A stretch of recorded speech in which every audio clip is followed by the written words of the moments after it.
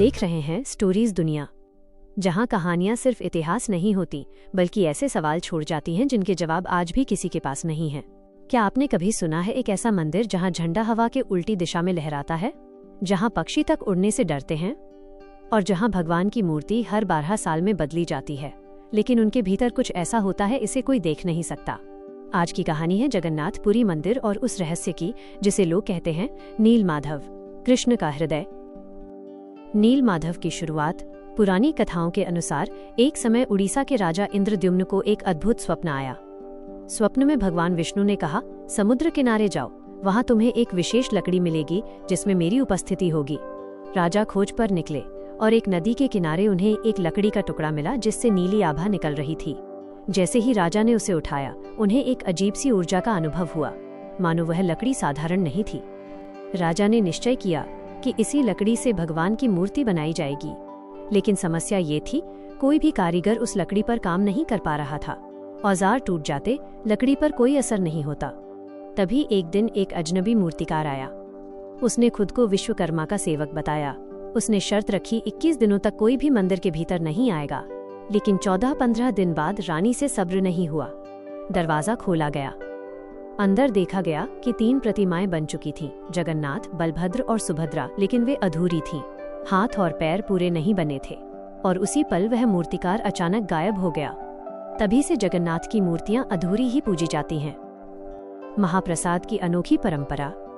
जगन्नाथ मंदिर की रसोई दुनिया की सबसे बड़ी धार्मिक रसोई मानी जाती है। यहाँ रोज लाखों भक्तों के लिए महाप्रसाद बनता है, लेकिन हैरानी की बात यह है, प्रसाद कभी कम नहीं पड़ता और कभी बर्बाद भी नहीं होता। मिट्टी के बर्तनों को एक दूसरे के ऊपर रखा जाता है, लेकिन सबसे ऊपर रखा बर्तन सबसे पहले पक जाता है। कैसे? आज तक कोई पक्का जवाब नहीं। मंदिर से जुड़ी अनसुलझी बातें। मंदिर का झंडा हमेशा हवा के उलट दिशा में लहराता है। मंदिर के ऊपर कोई पक्षी नहीं उड़ता। हर शाम झंडा बदलना जरूरी है, वरना मंदिर बंद होने की मान्यता है।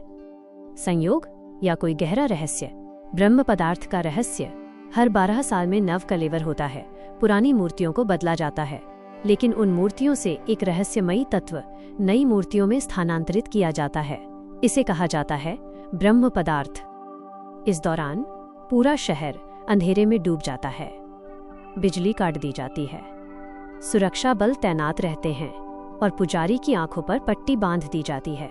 कुछ पुजारियों का कहना है, जब उन्होंने उसे छुआ तो उन्हें लगा मानो कोई जीवित ऊर्जा हाथ में धड़क रही हो। कृष्ण का हृदय या कुछ और? लोक कथाओं में कहा जाता है कि महाभारत के बाद श्री कृष्ण का शरीर पंचतत्व में विलीन हो गया, लेकिन उनका हृदय बचा रहा। वही हृदय नील माधव कहलाया और आज ब्रह्म पदार्थ के रूप में जगन्नाथ में स्थित है। कुछ आधुनिक शोधकर्ता इसे एक अज्ञात ऊर्जा स्रोत मानते हैं, जबकि भक्तों के लिए यह आस्था का प्रतीक है। सच क्या है, शायद कोई नहीं जानता। जगन्नाथ पुरी सिर्फ एक मंदिर नहीं, यह आस्था, रहस्य और विश्वास का संगम है। हो सकता है इन सवालों के जवाब हमें कभी न मिले, लेकिन शायद यही रहस्य इसे इतना विशेष बनाता है। अगर आपको ऐसी अनसुनी रहस्यमयी कहानियां पसंद हैं, तो स्टोरीज दुनिया को अभी सब्सक्राइब करें और कमेंट में बताइए, क्या आप मानते हैं कि जगन्नाथ जीवित हैं? मिलते हैं एक और कहानी के साथ। जय जगन्नाथ।